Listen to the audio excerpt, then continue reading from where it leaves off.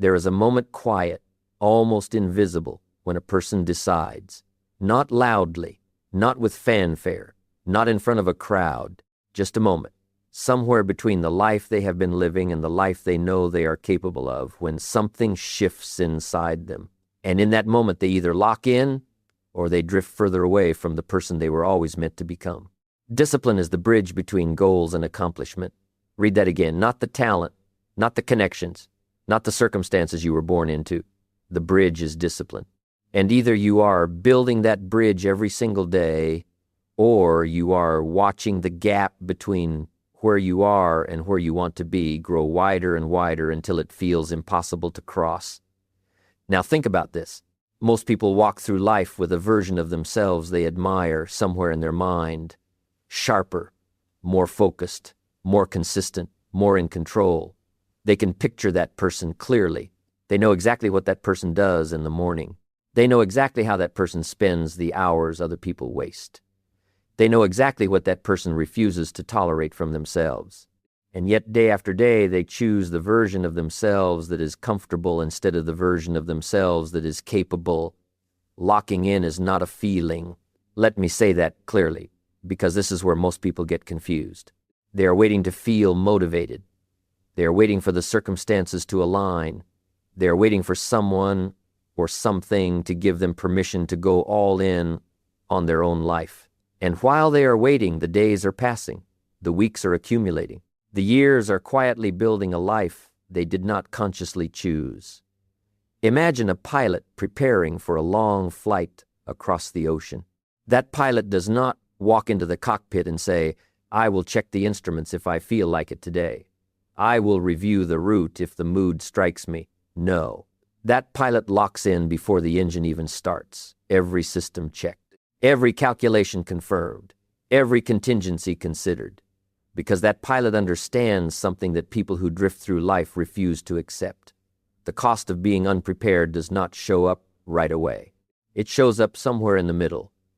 When you are far from where you started and still far from where you need to be, and there is nothing around you but consequences. That is what it means to lock in. It means you prepare before you feel ready. It means you act before the conditions are perfect. It means you hold yourself to a standard even when no one is watching, even when no one would notice if you slipped, even when the easier choice is right in front of you begging to be taken. Now ask yourself honestly, how many times this week have you taken the easier choice? How many times have you told yourself you would start tomorrow, that today was not the right day? That you needed just a little more information, just a little more rest, just a little more time before you were truly ready to commit.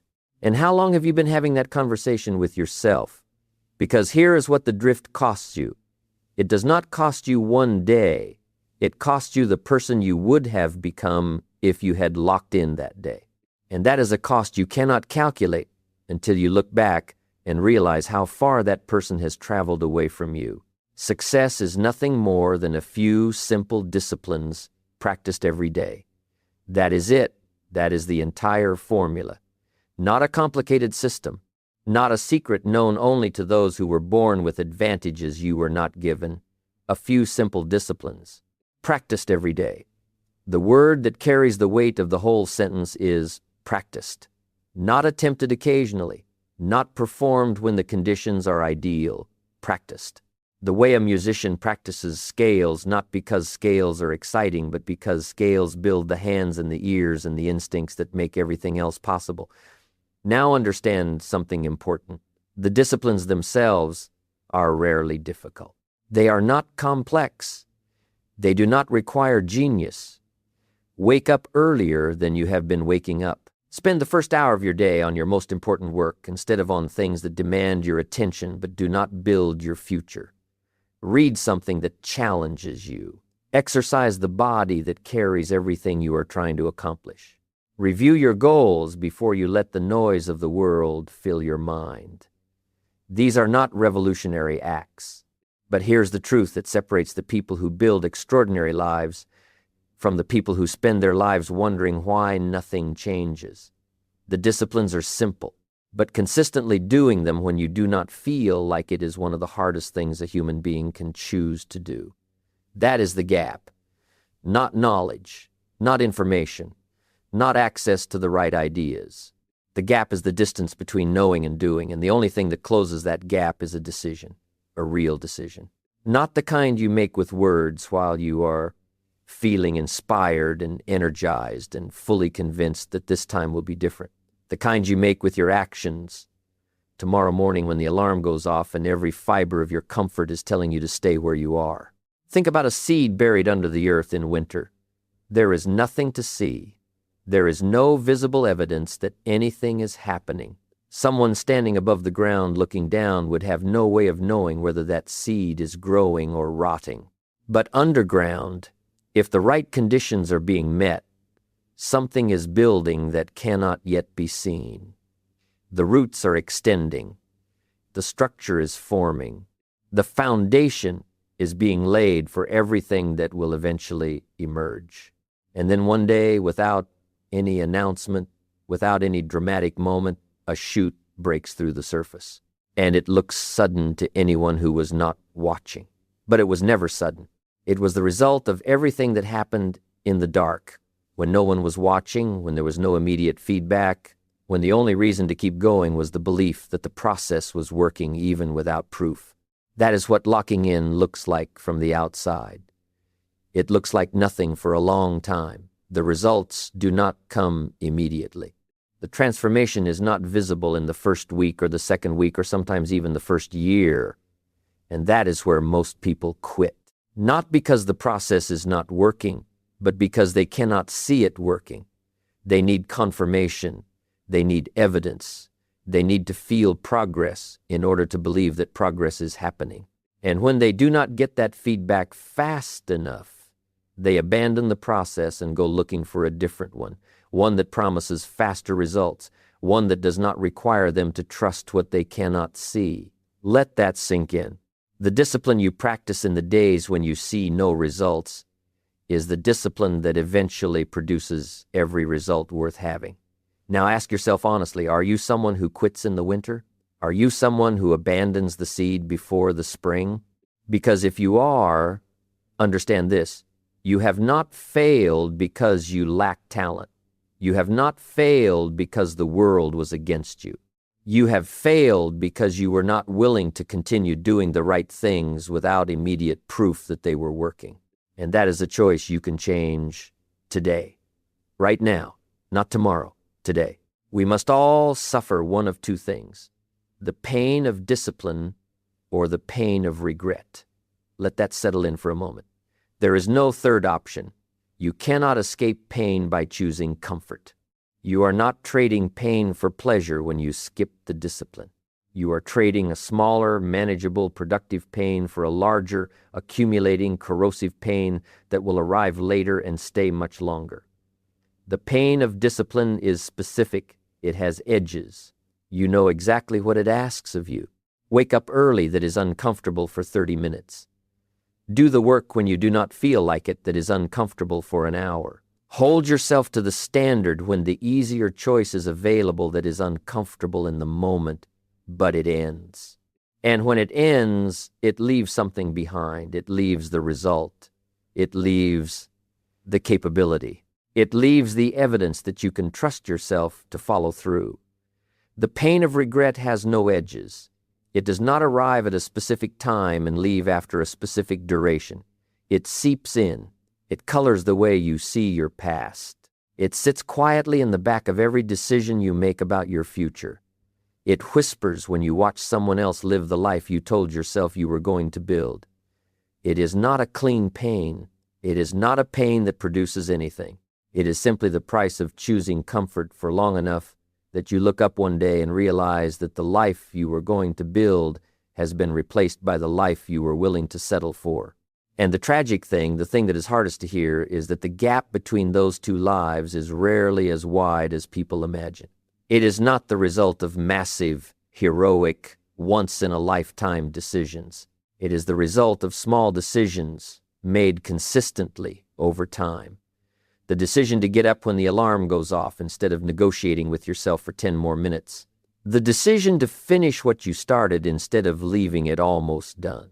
The decision to invest 1 hour today in something that will matter in 5 years instead of spending that hour in a way that will have no impact by tomorrow morning. Small decisions, repeated daily, compounded over years. That is the architecture of both the life you want and the life you are afraid of ending up with. The only difference is which small decisions you are repeating. Now, think about two people starting the same day. Same morning, same 24 hours, same general circumstances. One of them has locked in. They know exactly what they are building. They know exactly what the morning requires of them. They do it without negotiating, without looking for reasons to delay, without waiting to feel inspired. The other person is talented, perhaps more naturally talented than the first. They have the same ideas, the same goals, the same desire for a better life, but they have not locked in. They are still operating on the basis of mood. On good days, they are exceptional. On difficult days, they disappear into comfort and distraction, telling themselves they will make up for it later. Now, watch what happens over 10 years. The person who locked in has compounded their effort every single day. Not perfectly, no one performs at the same level every single day, but consistently enough that each year they are further along than the year before. They have built skills that compound. They have built habits that compound. They have built a track record with themselves, a deep internal confidence that comes not from affirmations but from evidence, from years of watching themselves follow through. The talented person who operated on mood has had spectacular days scattered throughout those same 10 years. But the gap between their spectacular days and their average days has drained the compound effect. They have not built on yesterday's effort because yesterday they were not in the mood. They have not extended the trajectory because the trajectory keeps resetting. Imagine two rivers flowing toward the ocean. One river has a consistent current. It does not rush dramatically in any particular moment, but it moves. It moves every hour of every day. The other river is full of energy when it rains and goes almost still during dry seasons. The river with the consistent current arrives. It builds canyons over time. It carves landscapes. The other river has impressive moments, but it has never built anything permanent because permanence requires consistency. If you really want to do something, you will find a way. If you do not, you will find an excuse.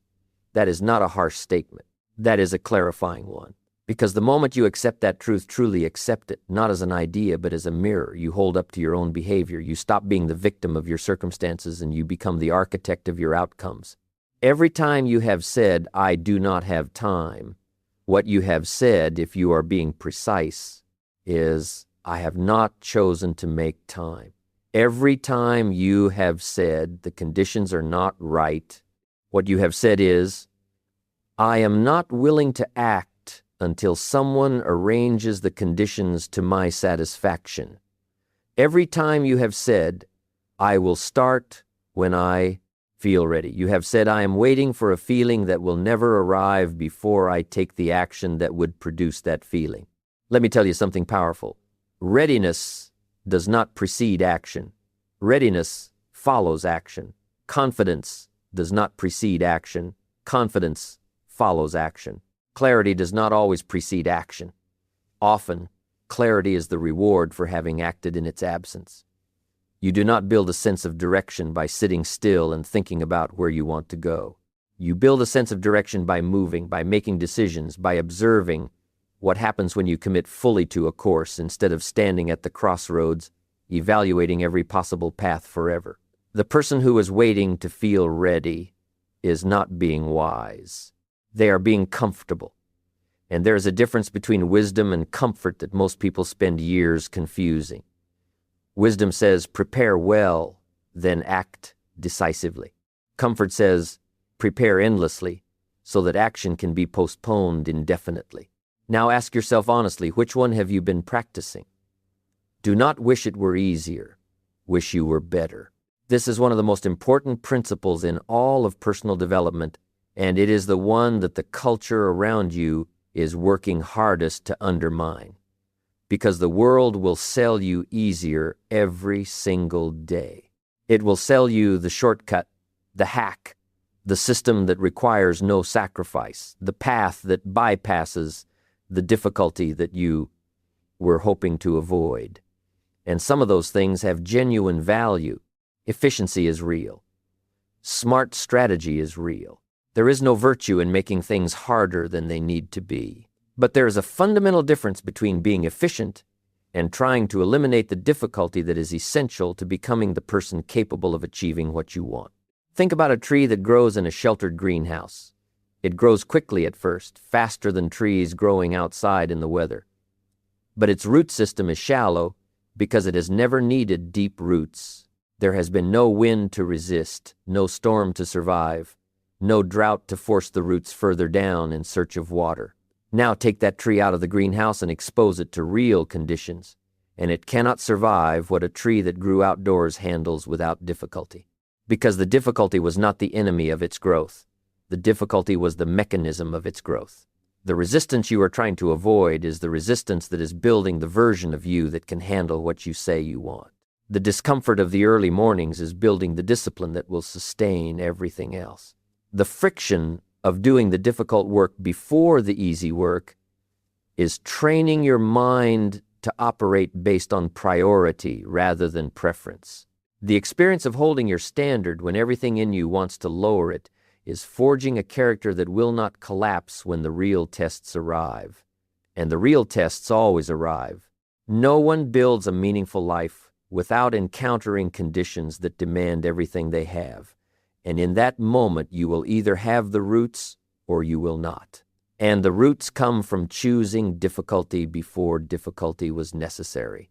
Affirmation without discipline is the beginning of delusion. Say that sentence clearly to yourself. Affirmation without discipline is the beginning of delusion. This is the line that separates genuine development from the performance of development. There is an entire industry built around helping people feel good about the life they have not yet built. And feeling good is not the problem. The problem is when feeling good becomes a substitute for the action that would produce something real. When you spend more time declaring that you are building something than actually building it. When the identity of being someone who is working on themselves becomes a replacement for doing the work that would change them. The mind is persuadable. You can convince yourself of almost anything if you say it with enough emotion, enough repetition, enough conviction. And this is both the greatest asset and the greatest liability of a human being. The asset. You can build genuine belief in a future that does not yet exist, and that belief will sustain you through the difficulty required to build it. The liability. You can also build a convincing illusion of progress that costs you the actual progress you were capable of making. Picture someone who talks about their goals constantly. They know the language of success. They know the principles. They can discuss the philosophy with authority and fluency. They inspire other people. And yet, behind all of that, the actions are not there. The mornings are still undisciplined. The most important work is still being postponed. The habits that would actually move the needle are still absent. All that fluency, all that conviction, all those words, and none of it is doing what words alone can never do. Now understand something important. I am not dismissing the power of intention or vision or belief. Those things are essential. Without them, the discipline has no direction. Without a clear sense of what you are building and why, the effort eventually feels meaningless. But intention is the seed, not the harvest. You cannot eat intention. You cannot spend belief. You cannot live in the house that your vision built if your vision was never followed by the daily, unglamorous, repetitive discipline of actually laying the bricks. Discipline is the bridge. The vision is on one side. The life you want is on the other. And every day, whether you cross the bridge or stand at the edge and look at it and talk about crossing it every day, that is your choice. Let me ask you a question. If you knew with absolute certainty that the person who shows up for the next 12 months, not occasionally, not when inspiration strikes, but consistently, daily, without negotiation, would become someone you do not currently recognize. Not because they would be a different person in some abstract sense, but because they would have built skills you do not currently have, habits you do not currently have, a track record with themselves you do not currently have. If you knew that, what would you do differently tomorrow morning? You cannot change your destination overnight, but you can change your direction overnight. That is a profound and liberating statement when you understand it fully. You cannot undo the years. You cannot retrieve the mornings you let pass without discipline. You cannot compress a decade of compound growth into a single motivated week. None of that is possible. And pretending it is the lie that keeps people chasing shortcuts. But you can change your direction tonight, right now. This evening, before you go to sleep, you can decide what tomorrow morning looks like. Not next week, not after the holiday, not when the project at work settles down. Tomorrow. The decision to change direction is available to you in every single moment. And the moment you make it and hold it with your actions and not just your words, the destination begins to shift. Think about a ship leaving a port. A 1-degree change in heading at the moment of departure means nothing in the first hour. The ship looks almost identical to a ship that has not changed course. An hour later, you can barely notice the difference. But after a week at sea, after a month, after a year, those two ships are in entirely different parts of the world. The same effort, the same speed, the same engine, just a different heading sustained over time. Your life is that ship. The heading you set today with your habits, with your first hour, with how you spend the time other people spend on consumption and entertainment and waiting, that heading compounds. Not dramatically, not in ways that anyone around you will notice immediately, but it compounds. And 1 year from today, you will be able to look back at this moment and see clearly whether you changed your heading or kept drifting in the same direction you have always been drifting. The major value in life is not what you get. The major value in life is what you become. Let that sink in. Because this reorients everything. Most people are running a transaction in their mind when they think about their goals. They want the outcome, the income, the recognition, the finished product, and those things are legitimate. There is nothing wrong with wanting results. But if the results are all you are focused on, you will abandon the process the moment the results feel too far away or too slow in coming. You will switch strategies endlessly, looking for the one that delivers the outcome without requiring you to become someone different. And you will be confused and frustrated because you keep applying different tactics to the same version of yourself, expecting different outcomes. But the person who understands that the major value is in who they become, that person never runs out of motivation in the same way. Because every day they lock in, they are not just working toward an outcome, they are working on themselves. They are becoming more disciplined, more focused, more capable, more consistent. And that person, the person they are becoming, can produce outcomes far beyond what they are currently producing. The goal is not just to get the result. The goal is to become the kind of person who produces results like that naturally, habitually, without requiring heroic effort every single time. Work harder on yourself than you do on your job. Success is something you attract by the person you become. Do you understand what that means in practice?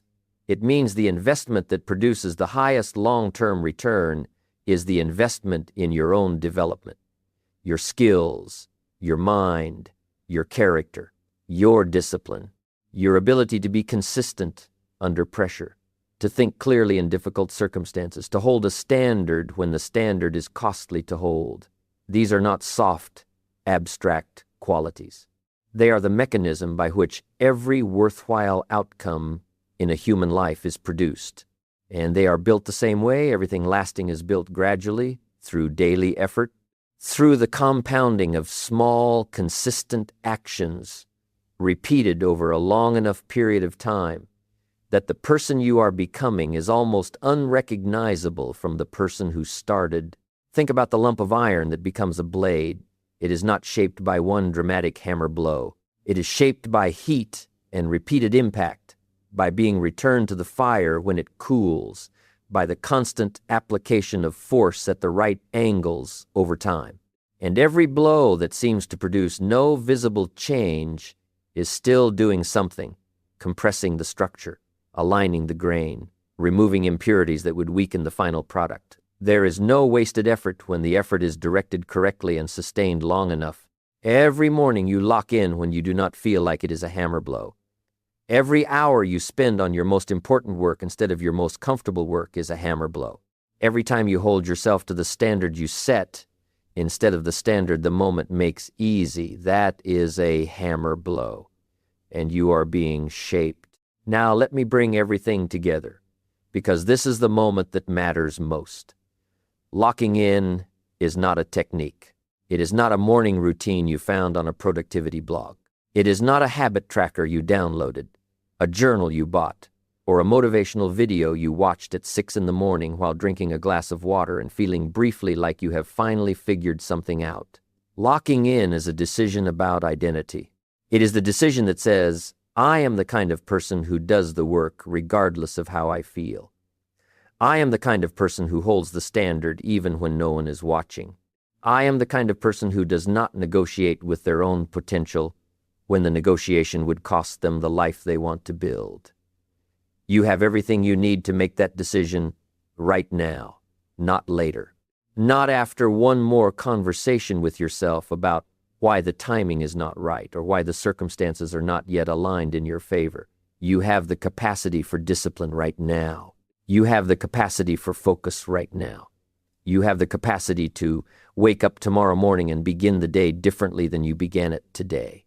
The question has never been whether you are capable. The question has always been whether you are willing. No one is coming to lock in for you. No one is coming to arrange the conditions so that discipline becomes easy. No one is coming to carry you across the bridge between who you are and who you are capable of becoming. That crossing is yours. That work is yours. That decision, the real one, the one that shows up in your actions before the sun rises, in the choices you make when no one is watching, in the standard you hold for yourself, when the easier standard is right there, that decision is yours and it is available to you right now. The whole future you want is not waiting for a better version of the economy or a more convenient set of circumstances or a moment when discipline suddenly stops being uncomfortable. It is waiting for the version of you that has decided, fully and without reservation, to lock in. Not because someone inspired you to, not because the moment felt right, but because you understand that the cost of not locking in is a life you will spend explaining to yourself why it turned out the way it did. The pain of discipline is real. Ask for it, choose it, welcome it, because it ends. And what it leaves behind is the evidence that you followed through. What it leaves behind is the person you set out to become. What it leaves behind is a life that does not require you to explain it away. Every day, you lock in before you feel like it. Every hour, you choose the important over the comfortable. Every morning, you rise before you have permission from your mood. You are building something that cannot be taken from you. A character forged by choice, not circumstance. A life constructed from discipline, not luck. That is the only foundation that holds. Build it, starting now. Starting tomorrow morning at the very moment the alarm goes off and comfort makes its case. In that moment, you lock in because your whole future depends on it.